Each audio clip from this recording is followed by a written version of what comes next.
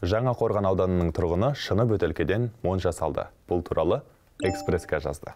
Құрылысы ерекше ғимараттың биіктігі 28 қатар.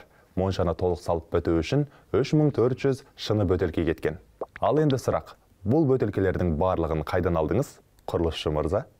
Сөйтсе, қызылордалық тұрғын шыны құтыларды бірнеше жыл жинаған екен. Дизайны өте әдемі. Қараңыздаршы, есіктің жақтауын 4 бұрышты бөтелкелермен қалаған. Бір түсті шыны құтылардың да талғаммен орналасқанын байқауға болады. Монша есігінен басқаның барлығы әйнек. Терезе онсыз да шыны ғой. Мен құрылысшы емеспін, бірақ бөтелкелердің арасын цемент қосындысымен бекіткен сияқты. Қолданыстағы емес деп қояды видеооператор.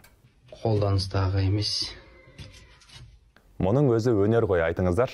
Қызық, ожау мен пеште шыны құтыдан жасалмаса болған әйтеуір. Материалдың толық нұсқасы сайтта. Бұл Экспресска жаңалықтары. Уақыттарыңызды үнемдеңіздер.